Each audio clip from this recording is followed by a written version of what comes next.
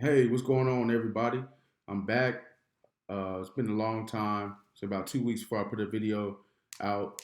Today, I wanted to give you all an inside look on basically how to use, and not only that, on how Michael Blanc's deal analyzer works. Excuse me, his syndicated deal analyzer. So, what the syndicated deal analyzer is used for is to evaluate a multi-property deal. Um, I find it very useful. I just recently purchased the deal analyzer literally less than 2 weeks ago. So I'm fairly new to using it, but right out the gate, pretty much easy to understand as you use it more and listen to more of Michael Blanc's podcast. And as you look at the terms a lot more, whether that be YouTube videos, learning about the terms, the cap rate, net present value, IRR, cash on cash return, NOI, things of that nature, all that multifamily language. When you hear about people talking about learn the language of real estate, learn the language of that's what they're talking about, learning those terms and what those terms mean and how all those metrics and stuff affect the returns not only to you as the manager, but to your limited partners as well, who you should hold to the utmost value as a syndicator. So let's jump right into it. So uh, this right here is the syndicated deal analyzer. I've already put the numbers in here, just wanted to speed it up, but here it is right here, 1911 Spring Garden Street. The name of the building is Reynolds Place Apartments. This is the LoopNet listing right here. It's a 28 unit complex, so it does fit my criteria. My criteria, just to kind of give you all a quick overview of what it is.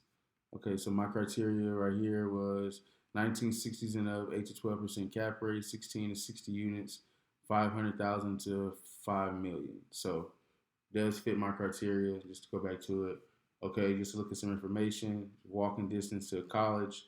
Okay, cool. College campuses, college housing, student housing. It has its pros and cons. One of the biggest pros is that each individual room that you have rented out, they could pay each separately. So like instead of the building renting for one tenant paying like one big amount, you can have three people paying separate, so you can kind of essentially boost it a little bit. So it says it right here. 465 per room in the 3 bedrooms. In the 2 bedroom, 575 per room. It's a Class C. Cool, fits my criteria. 1999 fits my criteria. All this other stuff I don't really get. I'm not sure if we need it anyway. But anyway, so this is the information that was left by the broker. You just want to look strictly looking at this. You have 2 bed, 12 2 bed, 2 bath units. Cool. 16 3 bed, 2 bath units. 16 plus 12, 28. Average month's rent right here. Okay, cool. So probably looking at it like, okay, so how does this go into the deal analyzer? Good question. So what you're going to do is you're going to take all the information that the broker gave you and you're going to input it here under marketing package. This is the marketing package that was sent to you. This is the marketing package is what the broker has listed on LoopNet or whatever site you found them on. So what you're going to do is click the links. I've already done that. I'm going to take you to this one right here. Wrong one. Okay, so this right here, this is I guess is an appraisal that they did. So they came to the conclusion $2 million, 2 million, 1985, but I put that so 2 million. So I put that in there, asking price, purchase price, the number of units. It automatically spits out this just by these numbers right here, 70,000 a unit. The down payment, you're going to do 30%, so you're going to finance 70%. Your down payment's going to be right here. Then you have your loan balance of how much you owe. Your repairs and reserves is strictly from the broker. Okay, all of this is going to come from the broker. So what I mean by that is this right. This is one of the links that I clicked, and this has the financial information for the year, this past year, and we're just going to go by that. We're going to simply take this information that's right here already given to us. These numbers, these are totals, and we're going to come right here and just type the stuff in, because the reason why we do this is we want to see where they justify their selling price, and if there are any type of discrepancies in maybe the vacancy, the expenses, concessions, anything. You just want to see. So we put all the information in here. The real estate taxes, your insurance, your contract services. For those of you who don't, know what contract services, anything like landscaping, anything like cleaning inside, pool. If you have a pool, maintaining that. It's just, whatever. Just to give you an example, I believe they have contract services in here. Let me show you what they are. Cool contract. So look, exterminator contract. Okay, you have an exterminator, security gate contract, trash removal, dumpster rental, furniture rental, cable contract. So your contract expenses, you put those, the total in here. You have legal fees, water, sewer, gas, electric, all that. So we put all that in. We came to that's about 60% of the income is in expenses, which would signal to you like, well, it's a little high. I wonder why. I wonder why it's high. I wonder, can I get that down? Is there any way you can fix that? It starts to look for some value add there. So you have your 59. So this right here is the expenses. Here's your total net income. So if you know a little bit about real estate, you know that your NOI is your income right here minus your expenses. Sorry, it's my girlfriend. Minus your expenses, right? Your total expenses. So here you go. Your NOI, 174,076, 174,076 bucks is your NOI. This isn't your income that you're paying to yourself or your investors. This is your number before your debt service. So your debt service, like we said earlier, we put 30% down and we finance 70%. We have to pay the bank back. We have to. So this right here, 89,510 is what you're going to be paying a year. So just to break it down month, so you know what you're going to be paying, monthly, 89,510 divided that by 12, you'll be paying about 7,500 a month. 7,500 a month to the bank. So after all that's said and done, though, your cash flow after debt service, after everything's paid and blase blase, 84,566. That's your cash flow a year by owning that building. So you're going to be making about $7,000 per month cash after everything is paid. $7,000 a month, which is like, wow, okay, that looks pretty good. You have your debt coverage ratio. So what this means, banks like to see 1.2, 1.25. This all this number means is really your deal qualifies for financing. That's pretty much what it means. Your cash on cash return. So you've invested cash in. You're making this much money on your money every year. You divide that, you come out with your number. The percentage is 12.22% cash on cash return, which is pretty damn good. So after you put the broker's numbers in and stuff like that, then you go your version. This is strictly rule of thumb. Everything here is rule of thumb. You have your rule of thumb over here. This is included in the deal analyzer. If you're confused on numbers, and it kind of gives you the numbers right here of this particular property. See this right here? Boom. He gives you this, and you just simply come over here and input the information in. Well, in the projected. Okay, so over here, you just strictly go 50%, right? 50%, boom. So 50% of this total net income was going to be right here, and then you would take that to repeat the same process you did.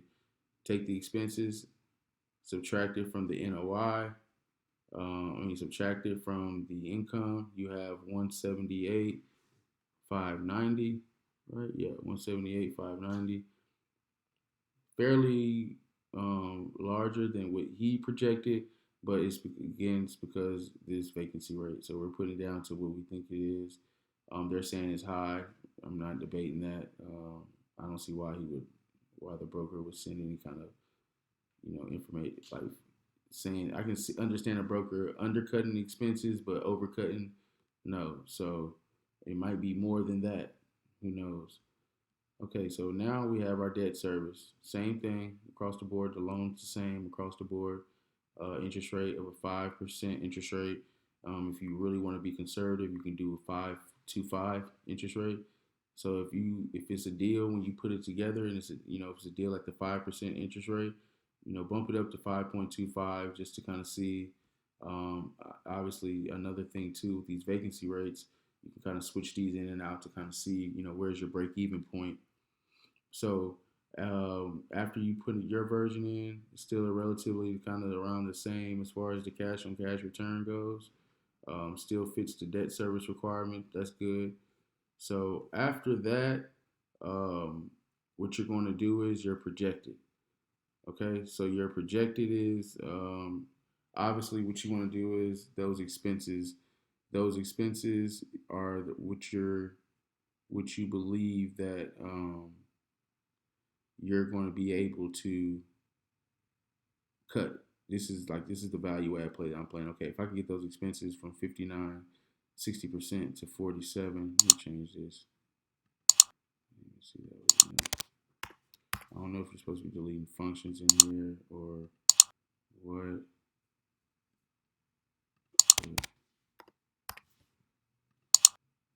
Okay, cool.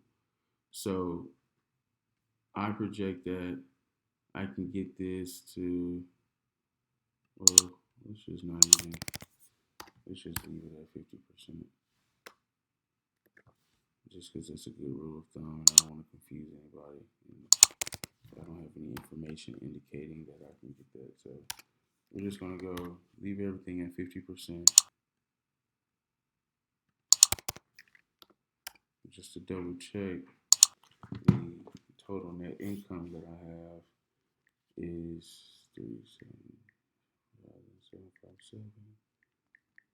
187,378.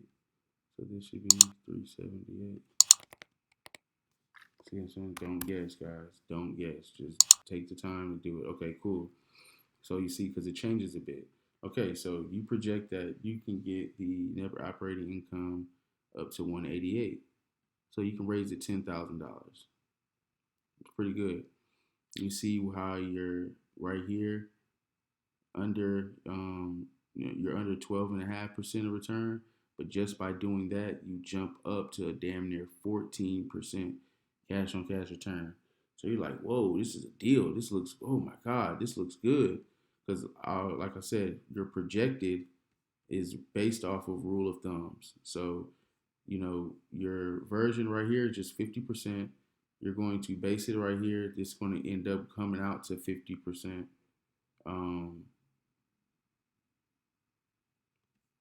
And so it's like, okay, cool. This looks like a deal. Well, the good thing about Michael Blank's deal analyzer is it gives you a summary of basically how the numbers work. So see right here, nice job keeping the loan balance above 1 million. There's a good chance you'll be able to get a non-recourse loan. So basically what that means is if your loan balance isn't above 1 million, you don't qualify for non-recourse loan, which means that makes you liable for the loan. Nobody wants to be personally liable, right? Okay, so then it says your repairs and reserves, $250 a unit, 250 times 28 is 7,000 replacement reserve. So you're in the green for there. That's a rule of thumb. Expenses, see the 50%. Good job with expenses. They're conservative since they're at least 50% of total net income. You see the cash on cash, the average cash on cash. So the average cash on cash return is low. It should be at least 9% over the life of the investment. Okay, and then debt service, like I said, 1.25, 1.2. So then right here we have some of this projection.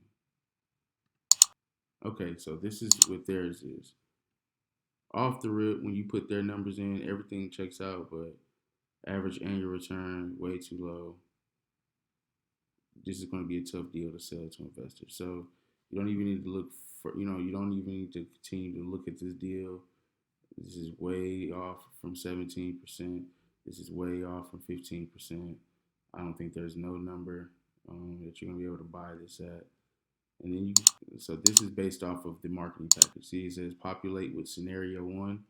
So scenario one right here. This is the marketing package. So based off of the summary in the marketing package, the average annual return is low and the internal rate of return is low.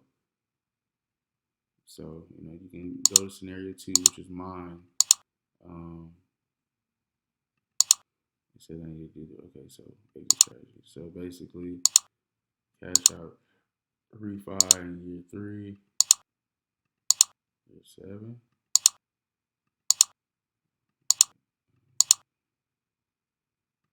Okay, sell. Oh yeah, base sell year 5. Cash out in year 2. It's not working either.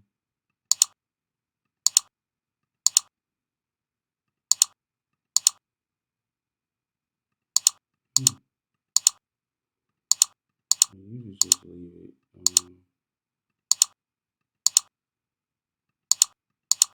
Hold on, let me see. No refinance. I don't know why the numbers aren't popping up.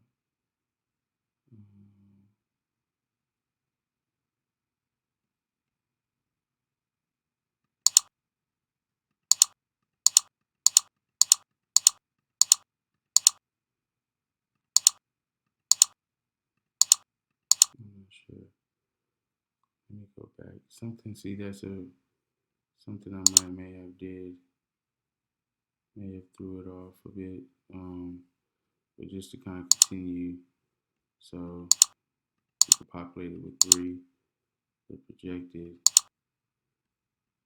Oh, that's probably what it is. Exit strategies. Okay, so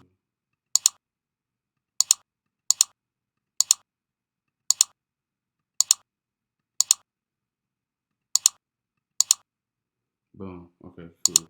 So if we sell in year 10 and we refinance year 2, so year 1, the IRR, see, look at this. It's not even a percent. The average cash on cash return is very low. But let's say we go to year 3, still very, very low. Okay, well, investors get kind of kooky around 5, so let's go up one more year. No, it just doesn't make sense. You're not getting your internal rate of return is just not good. So even though your cash on cash return is jumping, your internal rate's not. So it just doesn't make sense to refinance the deal. So here's scenario 3. Okay, so here it is. Based on the refinance, the ARR is equal to the IRR. The ARR is low. It should at least be 15%. This would be a tough deal to sell to investors. So if I can see if it's like 12%, 13%, maybe you can kind of structure it different creative ways to get the deal done. But you see, both these numbers should be equal to each other. They're both low, so they don't qualify. The cash on cash returns too low, should be 9%. It doesn't qualify. And that's right there. It's like, see, you take this, like he says, he would say, hey, this deal doesn't work for me, and here's why. But this is what would, if you have anything that is like this, could you please send my way?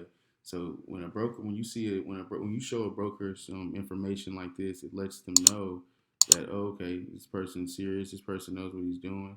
So to go back to the about section, basically it gives you all the key metrics that you need to take into account when evaluating the deal. And based on the numbers that you feed into the functions and things like that, it's going to give you green, red, or yellow. So the debt service coverage ratio for the deal, it does meet financing requirements. Okay, the ARR has to be 15%. Is 0.3%, 0.03%. Excuse me. The IRR is the same as the ARR, so the expenses 50%. We got that right.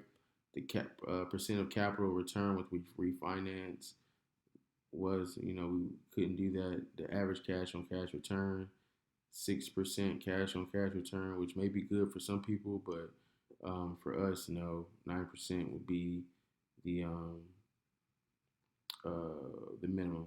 Replacement reserves, 7,250 a unit. Like I said, 250 times 28. Boom, a year, 7,000. Got green on that. Repairs and reserves, based on the rule of thumb. So we pretty much got that right. The cap rate at resale, the minimum would be 10%. Nice job of being conservative. So 21.2%. Sell in year 5, no, we're not. Investors will want their money back. So he kind of gives you like, they're going to want their money back around year 5, the way investors, are kind of, I guess, I don't know, hardcore on their money or whatever, as I would too. The no refinance in 3 years, no, we're not in the deal size. The loan balance is above 1 million, so you do qualify for non-recourse. And so this is pretty much let you know. So like, everything, you got some stuff that does check out, but there's stuff that doesn't. And unfortunately, these two metrics are huge, especially, these four are huge. The percent of capital return, you always want your deal to be able to refinance. The cash on cash return, the average annual return, and IRR. So this right here, I just determined just wasn't a good deal, and but was worth contacting the broker and letting the broker know, hey, if you have any other properties, that similar to this, that fit these requirements, please send them my way. And when they do send that, and I do get that email, I can just hurry up and do this. This will take me like 15 minutes.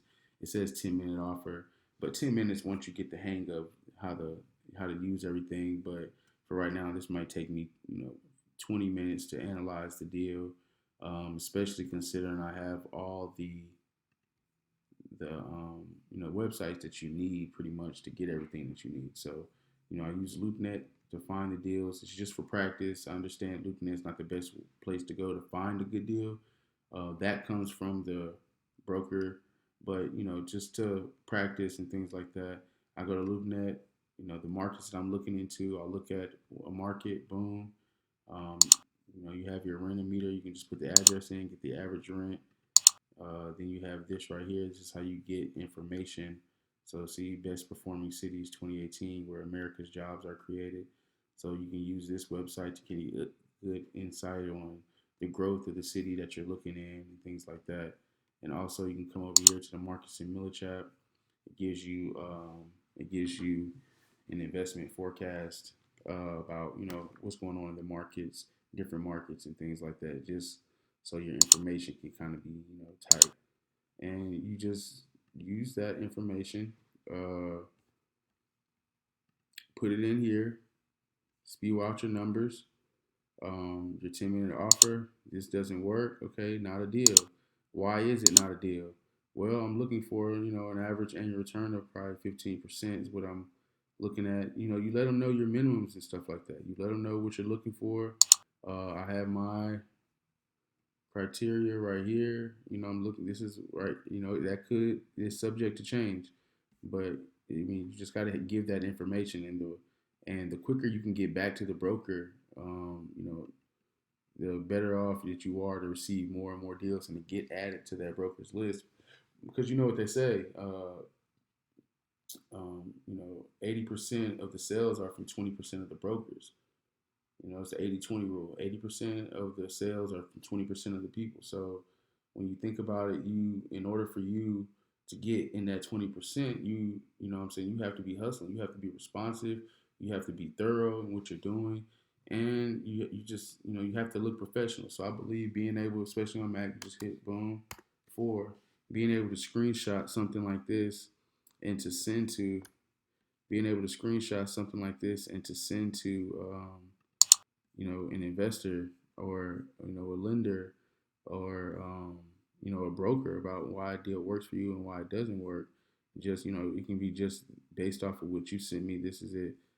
This is what I found. This doesn't work for me, you know, and you just pretty much go from there, guys. Like I said, this tool, if I would have bought this tool in 2018, 2018, 2017, I feel like I would definitely have a deal by now. But I'm analyzing properties every day now, and soon I will get there. Like they say, have to evaluate 80 deals to get one, 100 deals to get one. So this was the first deal that I analyzed, and like I said, I decided that this was not a deal. So I hope that helps anyone who's looking to get into multifamily. Um, this is pretty much how you analyze deals.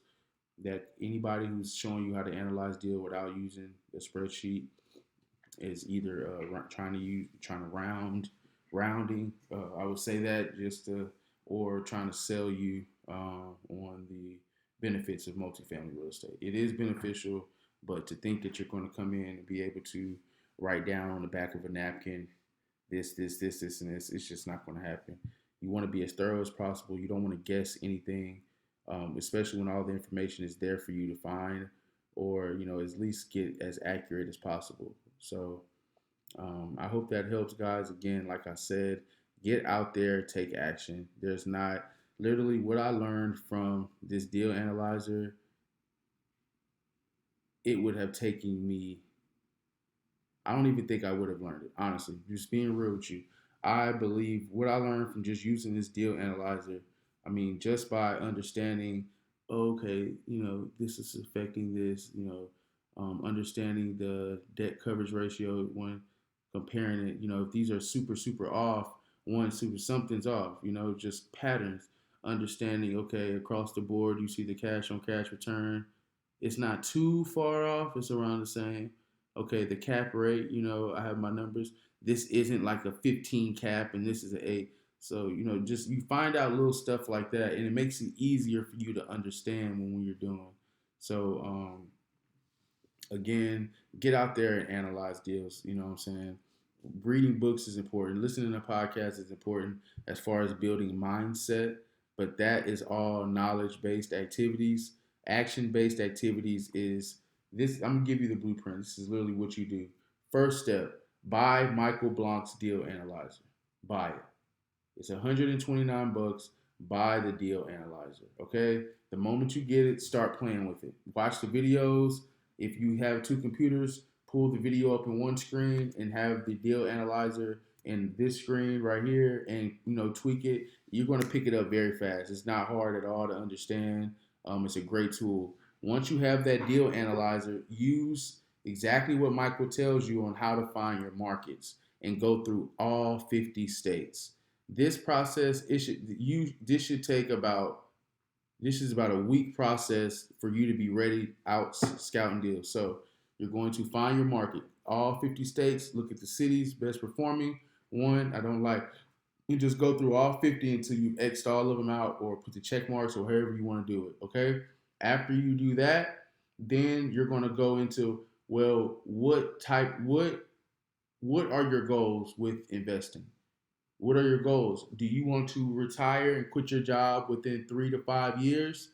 Are you just looking to invest, passively and things like that? You got to figure out what your goals are. Otherwise, it's going to be very hard to kind of pinpoint what you're looking for. So once you figure out your goal, then so let's say your goal is, okay, I want to retire in 3 to 5 years. Well, you might want to, say tackle 16, 12, maybe 16 units and up.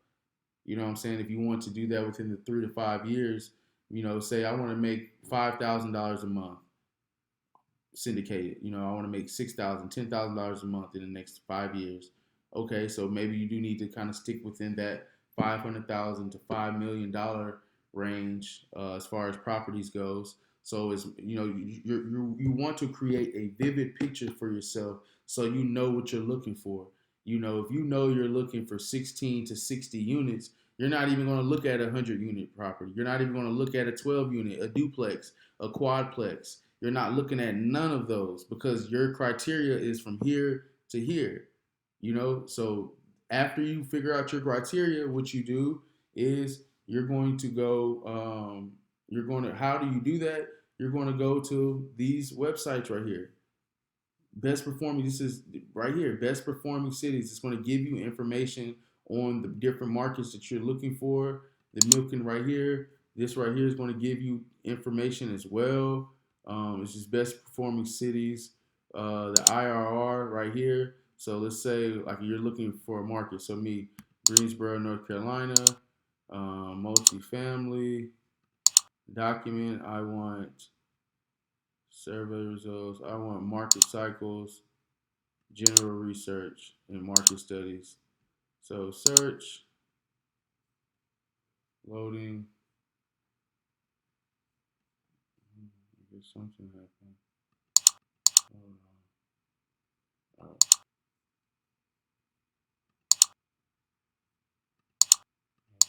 2018. I'm not sure.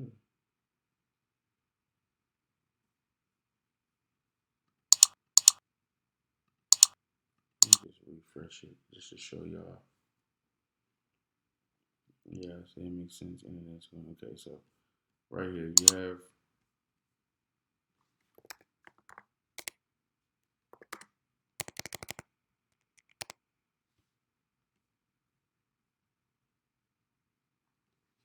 Greensboro, North Carolina. Okay, cool. I don't know why it's doing this.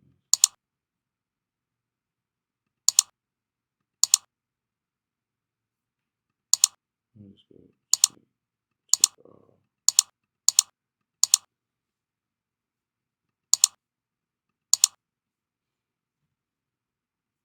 Well, I mean, well, basically, how it looks is it gives you a market, an assessment of these markets right here, and you figure out which one you rather go. So, the cap rate, insurance, all that information is going to get given on IRR.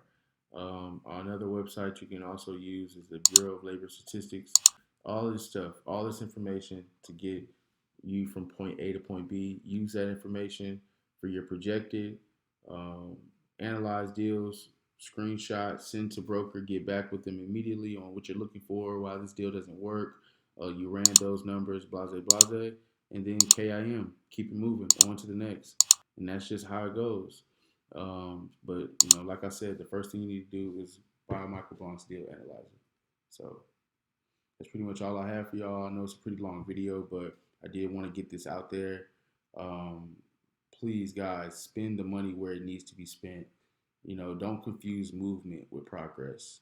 You reading these books, you feel like, oh, this is the 15th book, this is the 25th book. I'm waking up early. I have my miracle morning stuff. I'm doing all that. All that's cool and all that shit, but you have to be making some money. The whole point of you searching that shit and starting that shit is like, okay, this is going to help me change my life. This is going to help me better my life and make more money so I can take care of my family. So, if you're not going to do the actual work, like this is what it is right here, the deal analyzer, putting the numbers in the analyzer. That's where that's where the money is coming in. The money is coming in from putting the numbers in the analyzer, figuring out if it's a deal or not. If you put enough in here, you're going to find one where all your numbers are input incorrect and all these are green. That's when okay, I need to act fast on this. So hope whoever takes any value from the video, please comment below.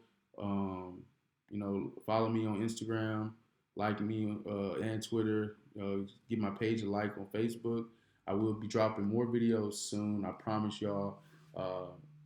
My next video will be about